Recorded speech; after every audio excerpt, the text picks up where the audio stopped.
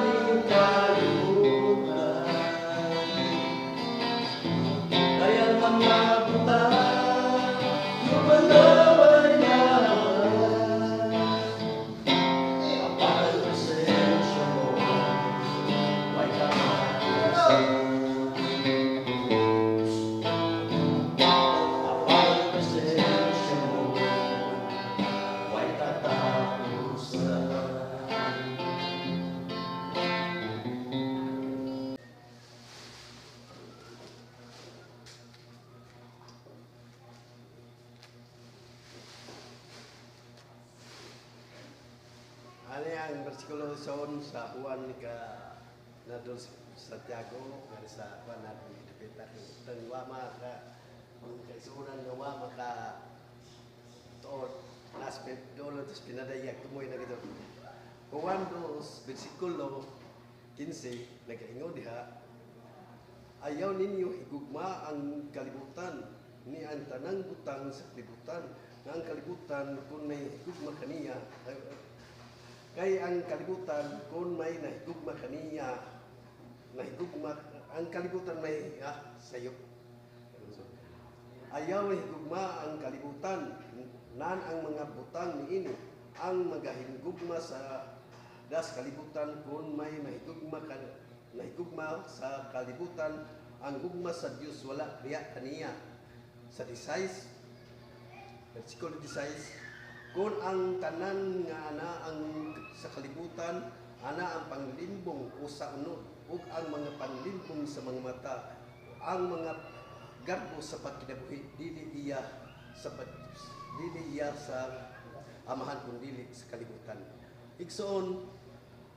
dili man sayo kung kita ana ang butang gihatag sa Dios, kay ang butang itaghatag sa Dios ngadto sa iyang anak. Apan dili kita atong ampingan ang butang nga gihatag sa Dios, apan dili kita magpaulipod sa butang sa kalibutan bisag gihatag na sa Dios, kay kana usa kana kapatintal gihapon sa atong pag-alagad, kay kanang mga pagbutang iya sa Ginoo atong ampingan, pero dili kita mo padayon anang tanga, kay kana usa kana ka pagtintal sa atong pag-alagad sa Ginoo, kay kini ugma na kay atong kuha sa atong kaugalingon nga dili na kita padayon pag-alagad tungod lamang sa mga panalangin sa grasya gihatag sa Ginoo. Apan igsoon, dili man sayo kung ana ang grasya sa Ginoo gihatag kanimo, ikaw igsoon pasalamat ka sa Dios, pasalamat ka nga may abot ang blessing, ang impaningkamot, ang imong grasya gihatag sa Ginoo aron kay mga anak sa Dios dili mga pobre. Igsoon kun dili atong ampingan nga siya kanunay magabantay kanato sa mga panalangin, atong umon ka sa Ginoo, Ginoo ana ang mga blessing awing tugyan kanimo, di ka mo ingon nga di na ko simpa kay daghan ako nga blessing, mga grasya, no, di lisod na igsoon, kay kana usa ka na ka di na ka mamina kadugayan sa imong nga blessing, mga grasya, dili na ka minaw sa pulong sa Ginoo, dili na ka minaw sa mga kaigsuunan mo tambag sa imong pagtambag sa pulong sa Ginoo. Kawang na naman igsoon kung dili ikaw mo minaw, kay kana ang ka sa mga butang sa kalibutan. Kay igsoon aniya sa versikulo 6, ayaw kay ang tanan butang sa kalibutan panglimbong, dili na mong limbong dautan gyud ang kalibutan sa igsoon kung ikaw magpadayon sa panglimbong sa mga mata, kay ang mata mausa ka na ka sala sa tuaw nga wa na mo alagad sa Ginoo kun dili ang Dios ri atong alagaran. Nagingon sa the city ug ang kalibutan hanaw buta ang kalibutan nahanaw ug ang tanang panglimbong niini apan nay apan igsoon kan apan murag lisod na apan nagingon apan ang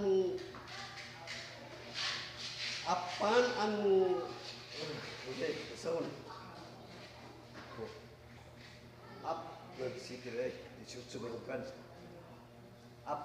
apan siya nagatuman sa kabuton sa Dios magpabilin hantod sa kanturan mo nagisaad sa balaang sa Ginoo igsoon nga kita bisan unsa sa atong mga butang kalibutan ato lamang talikdan, apan kining pulong sa Ginoo nga bisan nga pobrita dato magpabilin kita sa atong Dios nga amahan, siya hatag nato siya ug pagluwas atong kinabuhi. Lima ka ang pulong hinugto ko ni igsoon sa kabasa ko bisan tiguang mo senior ko, pero salamat sa Ginoo sa Ginoo kay lim kay ingon diri apan kon siya magpabilin hantod sa kanturan, papilin siya